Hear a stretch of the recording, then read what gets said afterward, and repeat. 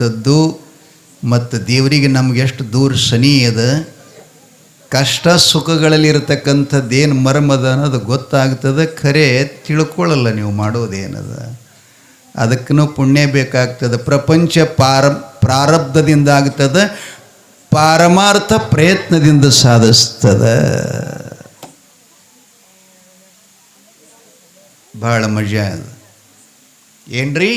ಪ್ರಾರಬ್ಧದಿಂದ ಪ್ರಪಂಚ ತಾನೇ ಆಗತ್ತದ. ಪಾರಮಾರ್ಥ ಸಾಧಿಸಬೇಕಾಗಿತ್ತು ಅಂದ್ರೆ ಪ್ರಯತ್ನ ಮಾಡಬೇಕಾಗ್ತದೆ. ಅಂಥ ಪರಬ್ರಹ್ಮ ಸ್ವರೂಪನಾಗಿರತಕ್ಕಂಥ ಶ್ರೋತ್ರಿಯ ಬ್ರಹ್ಮನಿಷ್ಠ ಸದ್ಗುರುವಿನ ದರ್ಶನಾದಾಗ ಮಾತ್ರ ಎಲ್ಲೋ ಒಬ್ರಿಗಾಗ್ತದೆ ರೀ ಆ ಜ್ಞಾನ, ಎಲ್ಲರಿಗಾಗಲ್ಲ. ನಾ ಹೇಳಿನೆಲ್ಲ ಮೊನ್ನೆ ಕಲಬುರಗಿ ಶರಣಬಸವೇಶ್ವರ ಪುರಾಣದಾಗೂ ಅದನ್ನೇ ಹೇಳ್ತಾರೆ, ಕೋಟಿಗೊಬ್ಬ ಶರಣ. ಅಪ್ಪ ಶರಣಬಸಪ್ಪ ನಂಗೆ ಎಷ್ಟು ಜನ ದಾಸೋಗ ಮಾಡಿಲ್ಲ ಹೇಳಿ. ಅವ್ರು ಯಾರು ಆದ್ರೇನು ಶರಣರು ಇಲ್ಲ.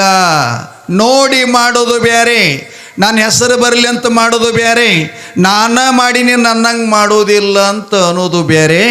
ಇದು ನಂದಿದ್ರಾಗೇನೂ ಇಲ್ಲಪ್ಪ, ಪರಮಾತ್ಮ ಎಲ್ಲ ನಿನ್ನದು ಅನ್ನೋದು ಬೇರೆ.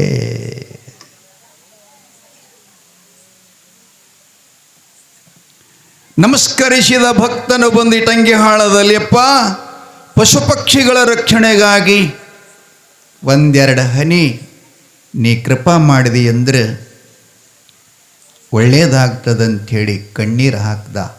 ತಲೆ ಮೆಕ್ಕ ಇಡ್ತಾನೆ. ತಥಾಸ್ತು, ಚಿಂತೆ ಮಾಡಬೇಡ ಮಗನೇ, ಹಿಂಗೆ 3 ಬೆರಳು ಮಾಡಿ ತೋರಿಸ್ತಾನೆ, ಇಷ್ಟರದಾಗ ಮಡಿ ಬಡ್ತದಂತ. 3 ದಿನ ಅಲ್ಲ, 3 ಗಳಿಗೆಯಾಗ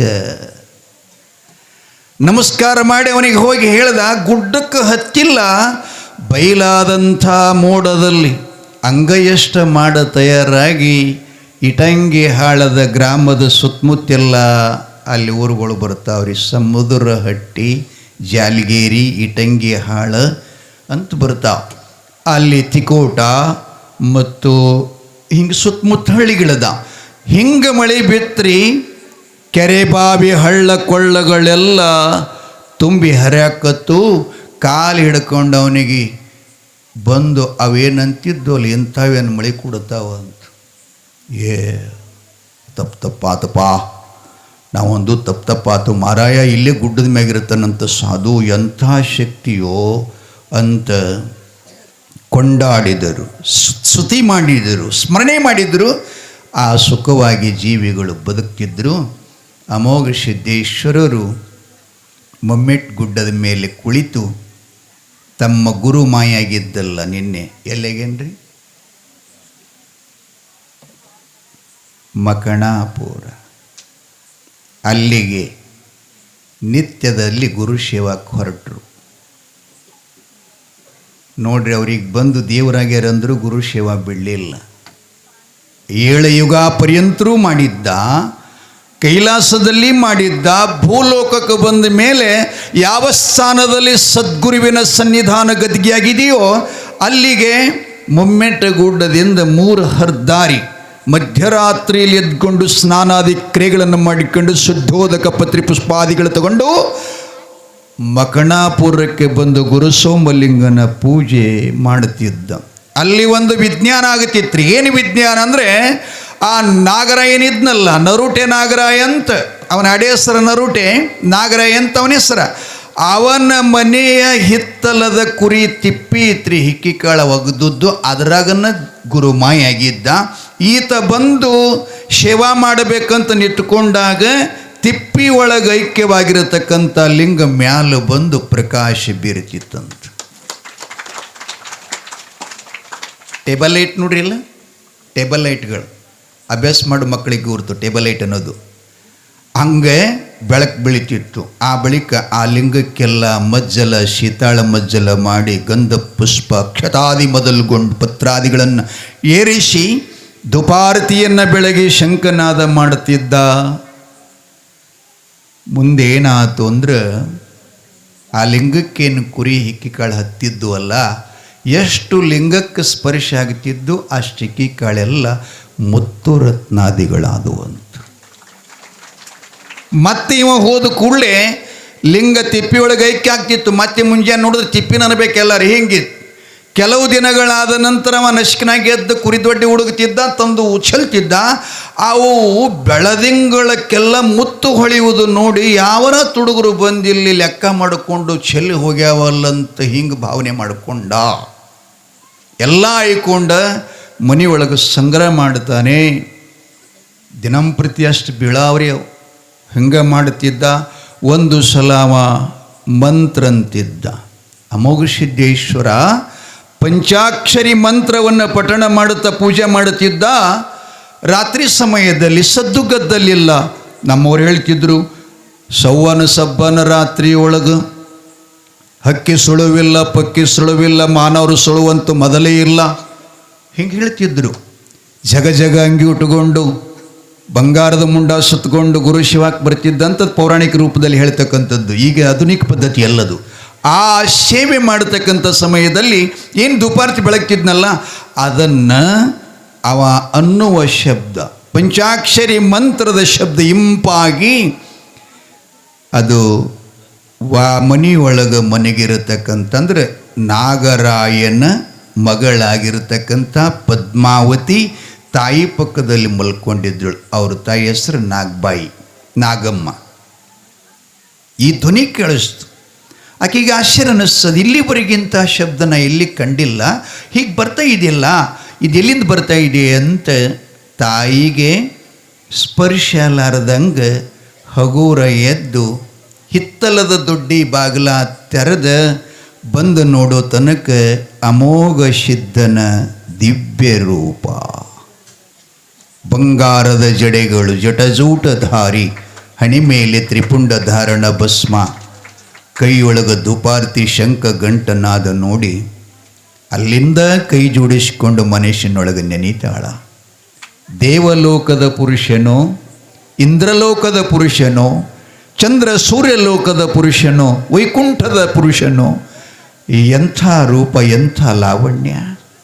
ಈ ನಮ್ಮ ಹಿತ್ತಲದೊಳಗೆ ಬಂದು ಸೇವಾ ಮಾಡ್ತಾನಲ್ಲ ಅಂತ ನಮಸ್ಕಾರ ಮಾಡುತ್ತಿದ್ಲು. ಮಾಡಿ ಅವ ಪೂಜೆ ಮಾಡಿದ ಕೂಡಲೇ ಮತ್ತೆ ಲಿಂಗ ಐಕ್ಕಾಗ್ತಿತ್ತು, ಕತ್ಲಾಗ್ತಿತ್ತು. ಇವ ಹೋಗ್ತಿದ್ದ, ಹೋಗೋದು ಕಾಣ್ತಾ ಇದ್ದಿತ್ತಿಲ್ರಕಿಗೆ. ಮತ್ತೆ ಮರಳಿ ಬಂದು ಮನೆಯ ಮಲ್ಕೋತಿದ್ಲು.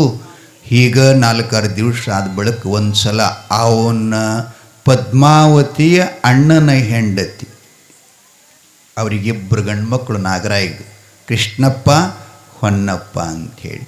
ಕೃಷ್ಣಪ್ಪ ಗೌಡನ ಹೆಂಡತಿ ಸುವರ್ಣ ಈಕೆ ರಾತ್ರಿ ಎದ್ದು ಹೋಗಿ ಬರೋದು 2 ದಿನ ನೋಡಿದ್ಲಕ್ಕಿಗೆ ಸಂಶಯ ಬಂತು. ಸಂಶಯ ಬರ್ತದಲ್ರಿ, ಮತ್ತು ತುಂಬಿದ ವಯಸ್ಸಿನ ಹೆಣ್ಣು ರಾತ್ರಿ ಜೊತೆ ಇಲ್ಲದನ್ನು ಒಬ್ಬಕ್ಕಿನ ಹೋಗಿ ಬರ್ತಾಳಲ್ಲ, ಎಲ್ಲಿ ಹೋಗ್ತಾಳೆ ಅಂಥೇಳಿ ನಾವು ಕಟ್ಕೊಳ್ಳೋದು ಸಂಶಯ. ಅದನ್ನು ಎಲ್ಲರೇ ಪರಪುರುಷನ ಸಂಗ್ ಮಾಡ್ಯಾಳೇನಂಥೇಳಿ ಆಕೇನು ಮಾಡಿದ್ಲು, ಹಗುರಾಗಿ ಬಂದು ಪದ್ಮಾವತಿನ ತೋಳೆ ಹಿಡಿದು ಕೈ ಹಿಡಿದು ಕೇಳ್ತಾಳ, ತಂಗಿ ಪದ್ಮಾವತಿ, ಧರ್ಮವಂತರ ಮನೆತನ, ನಿಮ್ಮಪ್ಪ ನಾಗರಾಯ ಸದ್ಗುಣಶಾಲಿ, ಗ್ರಾಮದಲ್ಲಿ ಅತ್ಯಂತ ಪ್ರೀತಿ ಉಳ್ಳವ, ಅಂಥವರ ಮಗಳಾಗಿ ನೀನು ರಾತ್ರಿ 2 ದಿನ 3 ದಿನ ನೋಡದೆ ಎದ್ದು ಹೋಗ್ತೀಯಲ್ಲ, ಎಲ್ಲಿ ಹೋಗ್ತಿದಿ, ಯಾಕೆ ಹೋಗ್ತಿದ್ದಿ, ಆ ಚಾಳಿ ಸರಿಯಲ್ಲ ಮಗಳ ಅಂಥೇಳಿ ಬುದ್ಧಿ ಮಾತು ಹೇಳಿದ್ಲಿಕ್ಕೆ.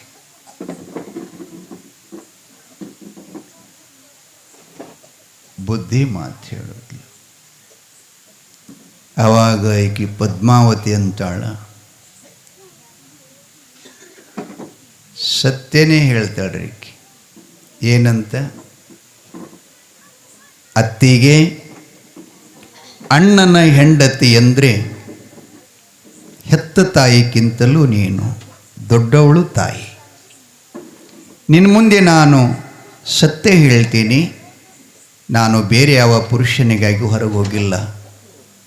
ಆದರೆ ನಾ ಮಲ್ಕೊಂಡಾಗಿಂಥದ್ದೊಂದು ಪಂಚಾಕ್ಷರಿ ಮಂತ್ರದ ಧ್ವನಿಯನ್ನು ಕೇಳಿದೆ, ನೋಡಿದೆ ನಮ್ಮ ಹಿತ್ತಲದೊಳಗೊಬ್ಬ ದೇವ ಋಷಿ ಬಂದು ಲಿಂಗದೇವನ ಪೂಜಾ ಮಾಡ್ತಾ ಇದ್ದಾನ. ಪೂಜಾ ಮುಗಿದ ಕೂಡಲೇ ಮತ್ತೆ ಕತ್ಲಾಗ್ತಾ ಇದೆ. ದೂರದಿಂದ ನಾ ದರ್ಶನ ಮಾಡ್ಕೊಂಡು ಬರ್ತಾ ಇದ್ದೀನಿ ಅಮ್ಮ, ಇದಕ್ಕೆ ಬಿಟ್ಟು ಮತ್ತೆ ಬೇರೆ ಏನಿಲ್ಲ. ಆಕೆ ಒಪ್ಪಕ್ಕಾಗಲಿಲ್ಲ. ಸುಳ್ಳು ಹೇಳಬೇಡ್ಬೆ ತಂಗಿ, ಮತ್ತೆ ಮತ್ತೆ ಈ ಜನ್ಮ ಬರಲ್ಲ, ಸಂಗಾತಿ ಜೀವನ ಹಾಳು ಮಾಡ್ಕೋಬೇಡ, ಇದು ಸರಿಯಲ್ಲ ತಾಯಿ.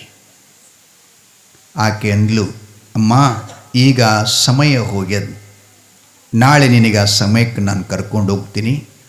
ಸತ್ಯ ಇತ್ತು ಅಂದರೆ ನನ್ನನ್ನು ನಂಬು, ಇಲ್ಲಾಂದ್ರೆ ನೀನು ಏನು ಹೇಳ್ತಿದ್ದಿ ಅದಕ್ಕೆ ನಾನು ಸಿದ್ಧಳು ಅಂತಲು. ಪರವಾಗಿಲ್ಲಂತ ಬಂದು ಮಲ್ಕೊಂಡ್ರು. ಈಕೆಗೆ ಹಗಲು ಯಾವಾಗ ಹೋಯ್ತೋ ಹೊತ್ತು ಯಾವಾಗ ಮುಣುಗುತ್ತೋ ಗೊತ್ತೇ ಆಗಲಿಲ್ಲ. ಯಾರಿಗ್ರಿ? ಅಣ್ಣನ ಹೆಂಡತಿ ಸುವರ್ಣ. ಬಳಿಕ ರಾತ್ರಿ ಅಮೋಘ ಸಿದ್ದೇಶ್ವರ ದೇವರು ಬಂದರು, ಪೂಜಾ ಚಾಲು ಆತು. ಆವಾಗ ಪಂಚಾಕ್ಷರಿ ಮಂತ್ರ ಕೇಳ್ತಾ ಇತ್ತು. ಹಗೂರ ಅತ್ತಿಗೆ ಹೋಗಿ ಎಬ್ಸೋದ್ಲು. ಅತ್ತಿಗೆ ಏಳಿ ಏಳಿ ಅಂತ ಎಬ್ಸಿದ್ಲು. ಕರ್ಕೊಂಡು ಹೋದ್ಲು. ಹಿತ್ತಲ್ ಬಾಗಿಲ ತೆರೆದ್ರು. ಬಂಗಾರದ ಬೆಳಕು ಚೆಲ್ಲಿತ್ತು. ಅಪ್ಪ ಶಿವಲಿಂಗ ಕಂಡ ಗುರು ಸೋಮಲಿಂಗ. ಇವ ಧೂಪಾರ್ತಿ ಬೆಳಗುತ್ತಿದ್ದ. ಜಡೆಗಳೆಲ್ಲ ಆ ದೀಪದ ಹಗನ ಬೆಳಗುತ್ತಾ ಇದ್ದು ನೋಡಿ ಅತ್ತಿಗೆಯಾಗಿದ್ದವಳು ನಾದಿನಿ ಕಾಲಿಗೆ ಬಿದ್ದಳು. ತಂಗಿ, ನಿನ್ನ ಮೇಲೆ ನಾನು ಲೌಕಿಕವಾಗಿ ವಿಚಾರ ಮಾಡಿ ಎಲ್ಲ ಹೆಣ್ಮಕ್ಕಳಂಗೆ ನೀ ಇದ್ದೆ ಅಂತ ತಿಳ್ಕೊಂಡಿದ್ದೆ. ಪ್ರತ್ಯಕ್ಷ ಇದು ದೇವರ ಆಟವ್ವ, ಯಾರಿಗೂ ತಿಳಿದಿಲ್ಲ ಅಂತ ಅವ್ರ ಮನಸ್ಸಿನಾಗಿ ಇಟ್ಕೊಂಡು ಬಂದು ಮಲ್ಕೋತಾರೆ. ಇಲ್ಲಿ ನಾಗರಾಯಿ ಮುತ್ತು ರತ್ನಾದಿಗಳ ಸಂಗ್ರಹ ಮಾಡಿ ಗೀಜಗನಹಳ್ಳಿ ಪಟ್ಟಣಕ್ಕೆ ಒಯ್ದು ಮಾರಿ ಧನ ಸಂಪಾದನೆ ಮಾಡಿದ. ಧನ ಸಂಪಾದನೆ ಮಾಡಿ ಎಲ್ಲರಿಗೂ ಸಹಾಯ ಸಹಕಾರ ಮಾಡಕ್ಕತ್ತ. ದುಡ್ಡಿದ್ದಾಗನ ಮಾಡಕ್ಕೆ ಬರ್ತೈತಿ, ಇಲ್ಲಾಂದ್ರೆ ಬರೋದಿಲ್ಲ. ಶಕ್ತಿ ಇದ್ದಾಗನ ಸಹಾಯ ಸಹಕಾರ ಮಾಡಕ್ಕೆ ಬರ್ತೈತಿ, ದುಡ್ಡಿದ್ದಾಗನ ಬರ್ತೈತಿ, ಅಧಿಕಾರಿ ಇದ್ದಾಗನ ಬರ್ತೈತಿ. ಹೀಗೆಲ್ಲ ನೇಮ್ ಅದಾವ. ಇರಲಿ, ಅವ ದುಡ್ಡು ಸಂಪಾದನೆ ಮಾಡಿದಾಗ 7 ಹಳ್ಳಿಗಳಿಗೆಲ್ಲ ಸಾಲ ಕೊಡಕತ್ರಿ. ಅವ ಸತ್ತಾಗಮನ ಖರ್ಚು ಕೊಡೋದು, ದವಾಖಾನೆ ಕೊಡೋದು, ಅಪತ್ಕಾಲದಲ್ಲಿ ಲಗ್ನ ಇದ್ರೆ ಕೊಡೋದು, ಹೀಗೆಲ್ಲ ಕೊಡ್ಕೋತ ಬರೆದಾಗ 7 ಹಟ್ಟಿ ಜನ ಎಲ್ಲ ಕೂಡಿ ಏನು ಮಾತಾಡ್ತು, ಏನಪ್ಪ ನಾವೆಲ್ಲ ಬಡಪ್ರಾಯಿಗಳು. ಇಂಥ ಸಮಯದಲ್ಲಿ ನರುಟೆ ನಾಗರಾಯ ಗೌಡರು, ನಾಗರಾಯ ನಮಗೆಲ್ಲ ಸಹಾಯ ಸಹಕಾರ ಕೊಟ್ಟಾನಂತಂದ್ರೆ 7 ಹಟ್ಟಿ ಜನ ಒಂದು ಗೂಡಿ 7 ಹಟ್ಟಿಯ ಗೌಡನನ್ನಾಗಿ ಮಾಡಿದ್ರು. ಅವನಿಗೆ ಅಧಿಕಾರ ಲಕ್ಷ್ಯದಾಗಿರಲಿ. ಮೊದಲು ಸಾದಾ ಸಿಂಪಲ್ ಮನುಷ್ಯ ಇದ್ದ. ಆ ರೊಕ್ಕ ಹೆಂಗೆ ಗೋಳೆ ಆಗಲ್ಕತ್ತು, ಹೆಂಗೆ ಜನ ಮನೆಗೆ ಬರಲ್ಕತ್ತು, ಹಂಗಂಗೆ ಇವನಿಗೆ ಮೊದಲಿನ ಗುಣ ಎಲ್ಲ ಹಗುರ ಕೈ ಬಿಟ್ಟು ಹೋಗಲ್ಕತ್ತು. ಹೋಗ್ತಾವ, ತಿಳಿತಂದ್ರೆ ಹೋಗಲ್ಲ, ತಿಳಿಲಿಲ್ಲ ಅಂದ್ರೆ ಹೋಗ್ತಾವ. ಹಿಂಗೆ ಹೋಲ್ಕತ್ತವ್ರಿ ಎಲ್ಲ. ಹೋಗ್ತಾ ಮುಂದೆ ಅಧಿಕಾರ ಒಂದು ಬಂದ ಒಳಕ ನಮ್ಮ ಅಧ್ಯಾತ್ಮ ಹೇಳ್ತದ್ರಿ, ಅಧಿಕಾರ ಮನುಷ್ಯಗೆ ಬಂತಂದ್ರೆ ಅಪ್ಪುಗಳ ಒಂದು ರಾತ್ರಿಗೆ ಬದಲಾತನಂತವ. ನಿಮ್ಮ ಕಡೆನಿಲ್ಲ, ನಮ್ಮ ಕಡೆ ಹೇಳ್ತೀವಿ ನಾವು. ಒಂದು ರಾತ್ರಿಗೆ ಬದಲಾಗಿ ಅವನಲ್ಲಿ ಏನು ಬತ್ತಂದ್ರೆ ಅವಕ್ಕೆ ಅವ್ರು ಕರೆದಾರೆ ಹಿಂದಿನವರೆಲ್ಲ ಅಷ್ಟಮದಗಳು ಅಂತ. 8 ಮದಗಳ ಪೈಕಿ ಅಧಿಕಾರ ಮದ, ಸಂಪತ್ತ ಮದ, ಇವೆರಡೂ ನಮ್ಮಲ್ಲಿ ಪ್ರಬಲವಾಗಿ ಬೆಳೆದು ಅಂತಂದ್ರೆ ನಮಗೆ ಧರ್ಮದ ಜ್ಞಾನ ಬರಲ್ಲ. ಅಧಿಕಾರ ಸಂಪತ್ತೆರಡೂ ಆತು. ಆ ಬಳಿಕ ಮನೆಯಾಗ ಬಂಗಾರ ಮಂಚ, ಊಟ ಮಾಡ್ಲಿಕ್ಕೆ ಬಂಗಾರ ತಂಬಿಗೆ ತಾಟ, ಮನೆಯಾಗೆಲ್ಲ ದನಕರುಗಳು, ಅಪಾರ ಭೂಮಿ ಸೀಮೆ, ಒಂಟೆ ಕುದುರೆಗಳು, ಹೀಗೆಲ್ಲ ಆದ ಬಳಿಕ ತೂಗು ಮಂಚದ ಮೇಲೆ ಕೂತ್ಕೊಂಡು ಹಿಂಗೆ ಕಣ್ಣು ಮುಚ್ತಿದ್ದಂತ ಗೌಡ್ರು. ಗೌಡಿಕೆ ಬಂತ್ರಿ. ಈಗ ನಾಗರಾಯ ನರುಟೆ ಹೋಯ್ತ್ರಿ. ಈಗ ನಾಗರಾಯ ಪಾಟೀಲ್ ಆ ಪಾಟೀಲ್ದೊಳಗೆ ಮಗಳನ್ನು ತೊಡಿ ಮೇಲೆ ಕುಡಿಸ್ಕೊಂಡು ಒಂದು ಸಲ ಕೇಳಿದಂಥವ ಸಂಪತ್ತಿನ ಮದದೊಳಗೆ, ತಂಗಿ ದೇವ್ರು ನನ್ನ ಕೊಳ್ಳಾರದು ಕೊಟ್ಟಿದ್ದಾನ, ಚಪ್ಪರ ಹರಿದು ಕೊಟ್ಟಾನ, ನಿನ್ನ ಇಚ್ಛಾ ಯಾವನ ಮೇಲದ ಹೇಳು, ಗೌಡನ ಮೇಲದೋ, ರಾಜನ ಮೇಲದೋ, ಮಹಾರಾಜನ ಮೇಲದೋ, ದೇಸಾಯಿ ಮೇಲದೋ, ಯಾವನ ಮೇಲದ ಅಂಥವನಿಗೆ ಬೇಡಿದ್ದು ಕೊಟ್ಟು ನಿನ್ನ ಲಗ್ನ ಮಾಡ್ತೀನಿ, ನಿನ್ನ ಮನಸ್ಸಿನೊಳಗಿರತಕ್ಕಂಥ ಆಕಾಂಕ್ಷೆ ಬಿಚ್ಚಿ ಹೇಳು ಮಗಳೇ ಅಂತ ಹೇಳಿದ. ಮಗಳಂತಾಳ, ಹೌದಯ್ಯಪ್ಪ, ನೀ ನನ್ನ ಪತಿನ ಗೌಡ ದೇಸಾಯಿ ಅಂತ ಹುಡುಕೋದು ಅವಶ್ಯಕತೆ ಇಲ್ಲಪ್ಪ. ನಮ್ಗೆ ಆಗವರು ನನಗೆ ಮಾಡ್ಕೊಳ್ಳೋರು ನಿಮ್ಮ ಮನೆಗೆ ಬರ್ತಾರೆ, ಇಷ್ಟೇ. ಅವರು ಬಂದಾಗ ನೀ ಗುರುತು ಹಿಡಿಬೇಕು ಅಂದ್ಲು. ಏನಂದ್ರಿ? ಗುರುತು ಹಿಡಿಬೇಕು. ಅವ್ರು ಹೆಂಗೆ ಬರ್ತಾರೋ ಗೊತ್ತಾಗಲ್ಲ. ಏನು ಗಾಡ್ಯಾಗ ಬರ್ತಾರೋ, ಕಾರ್ನಾಗ ಬರ್ತಾರೋ, ಹಿಮಾಲಯ ಬರ್ತಾರೋ, ಏನು ಕುದುರೆ ಮ್ಯಾಗ ಬರ್ತಾನೋ, ಆನೆ ಮ್ಯಾಗ ಬರ್ತಾನೋ, ಏನು ಬೇಡ್ಕೊಳ್ಳೋನು ಬರ್ತಾನೋ, ಏನು ಭಿಕ್ಷುಕರಿಗೆ ಬರ್ತಾನೆ ಏನು ಗೊತ್ತಿಲ್ಲ. ತನ್ನೊಳಗಂತ ಆಡ್ರಿಕಿ ಹೊರಗಲ್ಲಿಲ್ಲ ಈಕಿ ಅಂತಾಳ. ತಾನಾಗಿನೇ ಬಂದ್ರೆ ಒಳ್ಳೇದಾತ ಅಂತಂದ. ಅವಾಗ ಅಕ್ಕಿ ಅಂತಾಳೆಪ್ಪ, ನನ್ನ ಗಂಡ ಹ್ಯಾಂಗದಾನಂದ್ರೆ ಒಂದು ಮಾತು ಹೇಳ್ತೀನಿ ತಲೆಯಾಗಿರ್ಲಿ ಅಂದ್ಲಕ್ಕಿ. ಏನು ಅಂದ್ರೆ ನಿಮ್ಮ ಗೌಟಿ ಭಾಷೆದಾಗ ಹೇಳ್ತೀನಿ ನಾನು, ನಿಮಗೆ ತಿಳಿಯಂಗೆ ಗ್ರಾಮೀಣ ಭಾಷೆದಾಗ. ಅಕ್ಕ ಮಹಾದೇವಿ ಬ್ಯಾರೆ ಹೇಳ್ಯಾಳ, ಆಕಿ ವ್ಯಾಕರಣ ಶಬ್ದದಾಗ ಹೇಳ್ಯಾಡ್ರಿ ಹಳೆಗನ್ನಡದೊಳಗೆ. ಅಕ್ಕ ಮಹಾದೇವಿ ತಾಯಿ ಸುಮತಿ ಕೇಳಿದ್ಲಂತ. ಅಲ್ಲೇ ಹುಚ್ಚಿ ಮಹಾರಾಜ ಸಾರ್ವಭೌಮ ಚಕ್ರವರ್ತಿ ಯಾರವ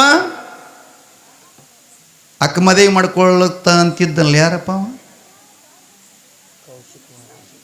ಕೌಶಿಕ ಮಹಾರಾಜ್. ಅಂಥವ ನಿನ್ನ ಲಾವಣ್ಯಕ್ಕೆ, ನಿನ್ನ ಪ್ರೀತಿಗೆ ಅದೇ ನೆನಪರಲಾಗಿತ್ತು ನೋಡಿ. ನಾನು ನಿನ್ನ ಲಾವಣ್ಯ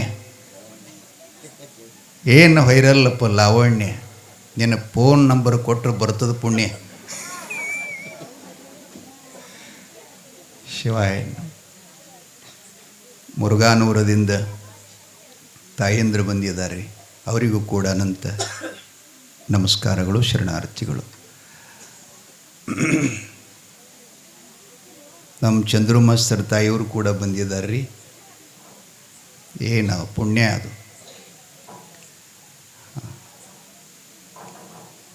ಕೂಡ್ರಿ ಅವೆಲ್ಲ ಅವ್ರಿಗೆ ಜಾಗ ಅವಕಾಶ ಮಾಡಿ ಕೊಡ್ರಿ. ನೀನು ಹೇಳಿ ನಿಮ್ಮ ಬಸ್ನಾಗ ಹಿಡ್ದಂಗೆ ಕುಂಡ್ರು ಬಿಡ್ರತ್ತು. ಬಂದವ್ರಿಗೆ ಸ್ವಲ್ಪ ಅವಕಾಶ ಮಾಡಿಕೊಡ್ರಿ. ಜಯ ಮಂಗಲಂ ಜಯ ನಮ. ಜಯ ಹೊಡಿಲ್ಲ ಅವ್ರದ್ದು ಊಟ ಇಲ್ರಿ ಇವತ್ತು. ಮತ್ತು ಲಗ್ನ ಊಟದ್ರಿ ಮತ್ತೆ ಇದು ಭಾಳ ಜಗ್ಗಿ ಅದ. ವಿಷಯ ಏನು ಹೇಳಕತ್ತೀನಿ ಅಪ್ಪ. ಅಕ್ಕ ಮಹಾದೇವಿ ತಾಯಿ ಸುಮತಿ, ಆಕೆಗೆ 2 ಹೆಸರು ಅದಾವ, ಲಿಂಗಮ್ಮ ಮತ್ತು ಸುಮತಿ ಅಂತ. ಅಪ್ಪಗ ನಿರ್ಮಲ ಶೆಟ್ಟಿ ಮತ್ತು ಬಹಳ ತಾಯಿಂದರು ಬಂದಿದ್ದಾರೆ. ಎಲ್ಲರಿಗೂ ನಮಸ್ಕಾರ. ಬರ್ರಿ.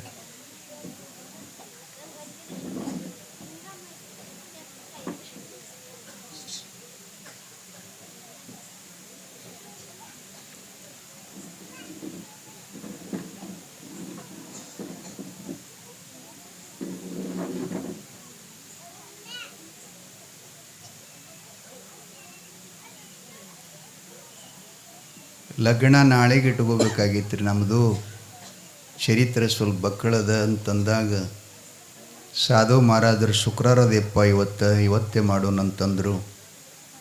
ಅದಕ್ಕೆ ಇನ್ನು ಹೊತ್ತಿಗೆ ಮಾಡಬೇಕಾಗ್ತದೆ ರೀ. ವಿಷಯ ಏನಿತ್ತು ನೆನಪಿರಲಿ. ಪದ್ಮಾವತಿನ ಅರಮನೆಯ ಬಂಗಾರದ ತೂಗು ಮಂಚದ ಮೇಲೆ ನಾಗರಾಯ ತುಡಿ ಮೇಲೆ ಕುಡಿಸ್ಕೊಂಡು ಸಲಿಗೆಯಿಂದ ವಾತ್ಸಲ್ಯದಿಂದ ಮಗಳು ಕೇಳ್ತಾ ಇದ್ದಾನಮ್ಮ, ನಿನ್ನ ಯಾವ ರಾಜನನ್ನು ಕೊಡಬೇಕಂತ. ಇಲ್ಲಿ ಮಹಾದೇವಿಗೆ ತಾಯಿ ಅಂತಾಳ, ಮಹಾರಾಜನಿನ್ನ ಸೌಂದರ್ಯಕ್ಕೆ ಮೊರೆ ಹೊಕ್ಕು ಅರಮನೆಯ ರಾಣಿಯನ್ನಾಗಿ ಮಾಡ್ಕೊಳ್ತಾನ. ನಿನ್ನ ತಲೆಯಾಗ ಹುಚ್ಚಿಡ್ದೈತಿ ಮಲ್ಲಯ್ಯ ಮಲ್ಲಯ್ಯ ಅಂತ. ಏನು ಮಲ್ಲಯ್ಯ? ಮಲ್ಲಯ್ಯ ಅಂದ್ರೆ ಯಾರು, ಹೆಂಗಿರ್ತಾನ, ಎಂತವ? ಕೌಶನಿಕನಕ್ಕಿಂತ ಶ್ರೀಮಂತದಾನ ಏನಂತ ಕೇಳಿದ್ಲಂತ. ಅವಾಗ ಅಕ್ಕ ಮಹಾದೇವಿ ಹೇಳ್ತಾಳ, ಅಮ್ಮ ನನ್ನ ಗಂಡ ಮಲ್ಲಿಕಾರ್ಜುನ ಹೆಂಗೆ ಅದನ್ನು ಹೇಳ್ತೀನಿ ಕೇಳ್ರಿ ಅಂದಳಕ್ಕೆ. ಮಹಾದೇವಿ ಯೋ ಈ ಕಡೆ ಕೇಳ್ರಿ ಒಂದು ಸ್ವಲ್ಪ.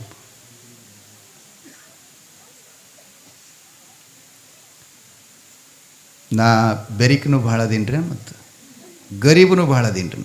ನನ್ನ ಮ್ಯಾಲೆ ಎಲ್ಲರೂ ಬಂದು ಕುಣಿದ್ರು ಏನೂ ಅನ್ನಂಗಿಲ್ಲ. ಸ್ವಲ್ಪ ಬದಲಾವಣೆ ಆಯ್ತಂದ್ರೆ ನಿನ್ನ ಬಂದಿತ್ತಲ್ಲ ದೇವ್ರು ನೋಡಿಲ್ಲ, ಹಂಗೆ ಬತ್ತು ಮೈಯಾಗ ಅಂದ್ರೆ ಏನು ಮಾಡ ಬರೀ ಶಿವಾಯ. ಅವ ಸ್ವಲ್ಪ ಮುಂದಕ್ಕೆ ಸರಿ ನೀವು ಆ ಕಡೆ ಹಿಂದಿನವ್ರು ತಾಯಂದ್ರೆ ಇನ್ನು ಕೂಡ್ತಿರ್ತಾರಲ್ಲ, ಮುಂದೆ ಕೂತ್ಕೊಂಡವ್ರು ಒಂದು ಸ್ವಲ್ಪ ಸರ್ಕೊಡ್ರಿ ಅಲ್ಲಿ ಹಿಂದೆ ನೋಡ್ರಿ ಯಾರು ಬಂದಾರ.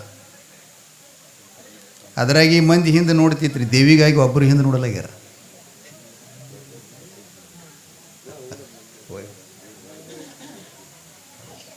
ಹೌದು, ಅಪ್ಗಳು ನಿಮ್ಮನ್ನೆಲ್ಲ ಧನ್ಯ ಧನ್ಯ ಹೇಳಗತ್ತಾರ. ಅವರು ದೊಡ್ಡ ದೊಡ್ಡ ಕಲಬುರಗಿ ಅಂತ ಸಿಟಿ ಒಳಗೆ ಸಹಿತ ಎಷ್ಟು ಜನ ಕೂಡೋದಿಲ್ಲ. ಏನು ಆಶ್ಚರ್ಯದಪ್ಪ ಅಂತ ಅವರು ಕೂಡ ಕೌತುಕ ಮಾಡ್ತಾ ಇದ್ದಾರೆ. ಬಂಧುಗಳೇ, ಆ ಮಾದೇವಿ ಹೇಳಿದ್ಲು ಏನಂತಾಳ, ಗಂಡ ಹೆಂಗದನಂದ್ರೆ ಆಕೆ ಹೇಳ್ತಾಳ, ಒಡಲಿಲ್ಲದ ಕಡೆಯಿಲ್ಲದ ನುಡಿಯಿಲ್ಲದ ರುಹು ಇಲ್ಲದ ಚೆಲುವಂಗೆ ಆನು ಒಲದೆಯವ್ವ. ಸುಂದರ ಶಬ್ದ ಇದು, ಶಾಸ್ತ್ರೀಯ ಶಬ್ದ, ವೇದಾಂತ ಶಬ್ದ, ದೇವನ ನಿರ್ವಿಕಲ್ಪ ಸಮಾಧಿ ಶಬ್ದ. ತಾಯಿ ತಂದೆಗಿಡಿದು ಆಕಿ ಹಿಂಗೆ ಹೇಳಿದ್ಲು. ಪದ್ಮಾವತಿ ಮನ್ಸದ ಮೇಲೆ ಅಪ್ಪಗೆ ಹೇಳ್ತಾಳೆ ನಮ್ಮ ಭಾಷೆದಾಗ, ಯಪ್ಪ ನನ್ನ ಗಂಡ ಹುಟ್ಟಾವಲ್ಲ, ನನ್ನ ಗಂಡ ಸಾಯಾವಲ್ಲ, ಬೆಂಕಿಯಾಗಿ ಹೋಗಿದ್ರೆ ಸುಡಾಮಲ್ಲ, ಗಾಳಿಯಾಗಿ ಹೋಗಿದ್ರೆ ಹಾರಾಮಲ್ಲ. ಇಂಥ ಪುರುಷ ನಿನ್ನ ಮನಿತನ ಬಂದರೆ ಆಧಾರಾತಿಥ್ಯ ಮಾಡಿ ಒಳಗೆ ಬರಮಾಡಿಕೊಂಡು ನನ್ನ ಆಧಾರದಿಂದ ದಾರಿ ಎರೆದು ಕೊಡು ಅಂದ್ಲಿಕ್ಕೆ ಮಾದೇವಿ ಹೇಳಿದ್ಲು ತಾಯಿಗೆ. ಆಕಿ ಅಂದ್ಲು, ಏನಂತೀಯೇ, ತಲೆ ಕೆಟ್ಟವ್ರಂಗೆ ಮಾತಾಡ್ತೀಯಲ್ಲ, ಏನು ಹಿಂಗಂದ್ರೆ ಏನೋ ಅಂದಾಗ ಆಕೆ ಹೇಳಿದ್ಲು, ಒಡಲಿಲ್ಲ ಅಂದ್ರೆ ಎಲ್ಲ ಗಂಡಂದ್ರಿಗೆ ಹೊಟ್ಟಿ ಅದ, ಹಸುತ್ರಶೆ ಇವೆಲ್ಲ ಅದಾವ. ನನ್ನ ಗಂಡ ಎಂದು ಹೊಸು ಆಗಲ್ಲನಲ್ಲ, ಹೊಟ್ಟೆ ತುಂಬಿಸ್ಕೊಳವಲ್ಲ, ಹೊಟ್ಟಿನೇ ಮೊದಲು ಅವನಿಗೆಲ್ಲ ಎಲ್ಲರಿಗೂ ಹೊಟ್ಟಿ ಕೊಟ್ಟವ. ಇದ್ರಾಗ 5 ಗಾಳಿ ಅವ್ರಿ. ಒಂದು ಗಾಳಿ ನಿತ್ತು ಅಂದ್ರೆ ಒಂದು ಭಾಗದ ಕೆಲಸ ಎಲ್ಲ ಬದಿರಿ ಆಗ್ತಾವೆ. ಬೋರ್ವೆಲ್ ಮಿಷಿನ್ ನೋಡ್ರಿಲ್ಲ, ಅದ್ರಾಗ ಗಾಳಿ ಇರ್ತದೆ ನೋಡ್ರಿ, ಗಾಳಿ ಮೇಲೆ ಹೊಡಿತಿರ್ತದೆಲ್ಲ. ಅವು ಎಷ್ಟು ಗಾಳಿ ಪಂಪ್ ಅದಾವ, ಪೈಪ್ಗಳದಾವ ಅಂದ್ರೆ ಭಾಳ ಅದಾವ. ತೆಳಗದ ಕಲ್ಲು ಹೊಡ್ಲಿಕ್ಕೆ ಒಂದು ಗಾಳಿ ಅದ, ಕಲ್ಲು ಹೊಡೆದ ಪುಡಿ ಮ್ಯಾಲ ತರಲಿಕ್ಕೆ ಒಂದು ಗಾಳಿ ಅದ. ಹಂಗಿದ್ರಾಗ 5 ಗಾಳಿ ಅವು, ಪ್ರಾಣ, ಅಪಾನ, ಸಮಾನ, ವ್ಯಾನ, ಉದಾನ ಅಂಥೇಳಿ. ಇದ್ರಾಗ ಆ ಗಾಳಿ ಇಲ್ಲಂದ್ರೆ ಸಂಡಸ, ಮಲಮೂತ್ರ, ಗರ್ಭದ ಬಾಣೆತನ ಆಗಲ್ಲ ಅವು 3 ಗಾಳಿ ಇಲ್ಲಂದ್ರೆ. ಇನ್ನು ಮಾತಾಡೋದು, ನೋಡೋದು, ಕೇಳೋದು, ಇದ್ರಾಗೂ ಒಂದು ಗಾಳಿ ಅದು. ಆ ಬಳಿಕ ಈ ಶರೀರದೊಳಗೆ 72,000 ನಾಡಿಗಳದಾವ, ಅದರೊಳಗೆಲ್ಲ ಅದು ಒಂದು ಗಾಳಿ ಅದು, ಸಮಾ ವ್ಯಾನ್ ಅಂತ ಕರೀತಾರೆ ಅದಕ್ಕೆ ಬಂಧುಗಳೇ. ಒಂದು ಗಾಳಿ ಹಿಂಗದ, ಹೃದಯ ಸ್ಥಾನದಿಂದ ಪಶ್ಚಿಮದ ಕಡೆ ಹೋಗ್ತದೆ, ಉಲ್ಟಾ ಹೋಗ್ತದೆ, ಅದಕ್ಕೆ ಸುಸುಮ್ನ ಅಂತ ಕರೀತಾರ. ಏನು ಮಾಡೋದು, ಹಿಂಗೆ ತಿಳಿತು ಅಂದರೆ ನಿಮ್ಮ ಮನ್ಯಾಗ ಜಗಳೇ ಇಲ್ಲ, ವಿಧೇ ಮುಕ್ತರಾಗ್ತೀರಿ. ಆದರೆ ತಿಳ್ಕೊಳ್ಳೋದಲ್ಲಿ ಕಠಿಣ ಅದ. ಏನು ಮಾಡಬೇಕು? ಮಾದೇವಿ ಹೇಳ್ತಾಳೆ, ಒಡಲಿಲ್ಲದ ನುಡಿ ಇಲ್ಲದ. ಈಗ ನಾ ಹಲಬಲ್ಕತ್ತೀನಿ ಅಲ್ಲ, ಹಿಂಗೆ ಅವ ಮಾತಾಡವಲ್ಲ, ಮಾತಾಡೋವನಿಗೆ ಪ್ರೇರಕ, ಧ್ವನಿಗೆ ಪ್ರೇರಕ, ಕೆಲಸಕ್ಕೆ ಪ್ರೇರಕ. ಆ ಗಾಳಿ ನಮ್ಮ ಕೈಯಾಗಿಲ್ಲ, ಒಳಗಿಲ್ಲ ಅಂದ್ರೆ ಈ ಕೈಗಳು ಎರಡು ಹಿಂಗೆ ಹೊರಗೆ ಒಳಗಾಗಲ್ಲ. JCP ಹೆಂಗೆ ಪಂಚವಾಯು, ಪಂಚಪ್ರಾಣ, ಪಂಚಕರ್ಮೇಂದ್ರಿ, ಪಂಚ ಜ್ಞಾನೇಂದ್ರಿಗಳು, 4 ಅಂತಃಕರಣಗಳು, ಪಂಚಪ್ರಾಣಗಳು ಅಂತ ಬರುತ್ತಾವ್ರಿ ಒಳಗೆಲ್ಲ. ಏನು ಮಾಡೋದ? ಅಕ್ಕಿ ಹೇಳಿದ್ಲು, ಅವ ಮಾತಾಡವಲ್ಲ, ನಿಶಬ್ದ ಬ್ರಹ್ಮ. ಇನ್ನ ನುಡಿ ಇಲ್ಲ, ಹೊಟ್ಟೆ ಇಲ್ಲ, ಕಡೆ ಇಲ್ಲ. ಅವ ಹುಟ್ಟಾವಲ್ಲ, ಸಾಯವಲ್ಲ. ಭಾಳ ಮಂದಿ ಅಂತಿರ್ತಾರೆ, ಮತ್ತು ಹಾಗಿದ್ರೆ ದೇವ್ರ ಮತ್ತು ಬರೋದು ಹೋಗೋದು ಮಾಡ್ತಾನಲ್ರಿ, ಮತ್ತು ಹಂಗೆ ಹಿಂಗೆ ಆಗ್ತದಲ್ರಿ ಅಂತಿರ್ತಾರೆ. ಒಂದು ತಲೆಯಾಗಿರಲಿ, ಸೂರ್ಯ ತಿರುಗಂಗಿಲ್ಲ, ಭೂಮಿ ತಿರುಗುತ್ತದೆ. ಭೂಗೋಳ ಅಭ್ಯಾಸ ಇದ್ದವ್ರು ಕೇಳ್ರಿ, ಏನಾಗ್ತದೆ ರೀ? ಸೂರ್ಯ ತಿರುಗಲ್ಲ, ಭೂಮಿ ತಿರುಗುತ್ತದೆ. ಹಂಗೆ ಆ ಸೂರ್ಯನ ಬೆಳಕ ನಿಚಿಂತದ, ಅಲಗಾಡೋದಿಲ್ಲದು, ನಿಶ್ಚಲದ, ಚಲನೆ ಇಲ್ಲದಕ್ಕೆ. ಆ ಸೂರ್ಯನ ಬೆಳಕು ನಾವು ಒಂದು ಕನ್ನಡಿ ಒಳಗೆ ಹಿಡಿಕಿಡ ಅಂದ್ರೆ ಎಷ್ಟು ತಿರುಗ್ತದೆ ರೀ? ನಾವೆಷ್ಟು ಕೈ ಮಾಡ್ತೀವೋ ಆ ಕಡೆ ಎಲ್ಲ ಕಡೆ ಹೋಗ್ತಿರ್ತದೆ. ಆದರೆ ಸೂರ್ಯ ಹೋಗ್ತಾನೋ ನಮ್ಮ ಕೈ ಹಂಗಿಂದ ಹೋಗ್ತದೋ?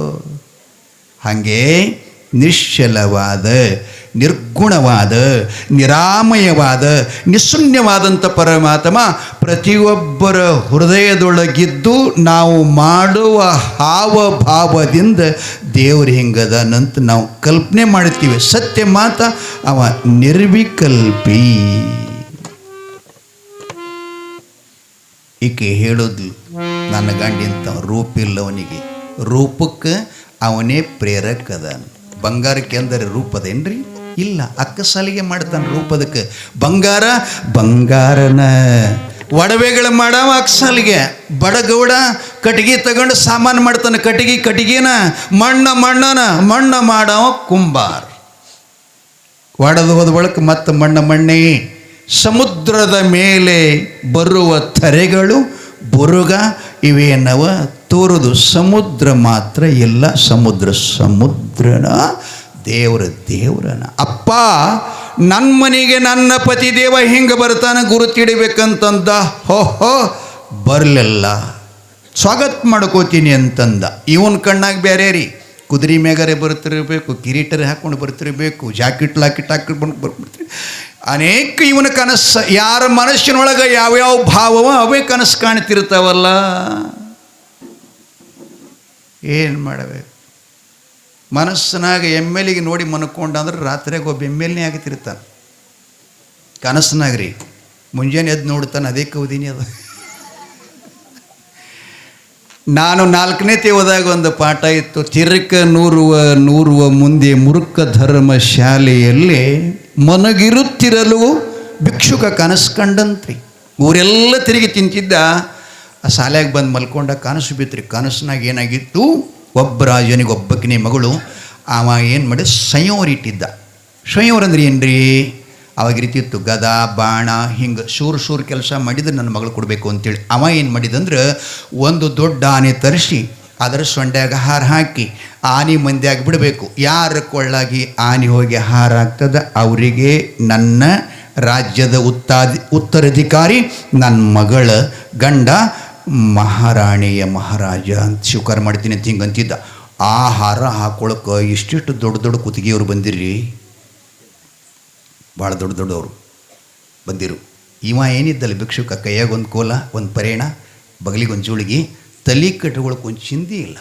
ಇಂಥ ಹೋಗಿ ನಿಂತ್ಕೊಂಡ ಇಡೀ ರಾಜ್ಯಸಭೆಯೆಲ್ಲ ತಿರುಗಾಡಿ ಆನೆ ಬಂದು ಭಿಕ್ಷುಕನ ಕೊಳ್ಳಾಗ ಹಾರ ಹಾಕ್ತಂತ.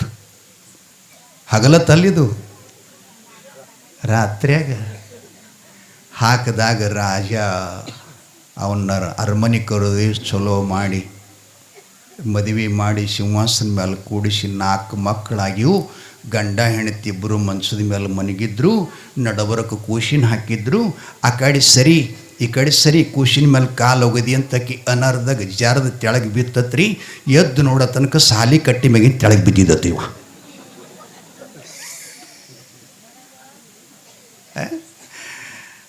ನಮ್ಮ ಹಿಂಗಿರುತ್ತ. ಅವ ಹಂಗೆ ದಾರಿ ಕಾಯ್ತಿದ್ದ.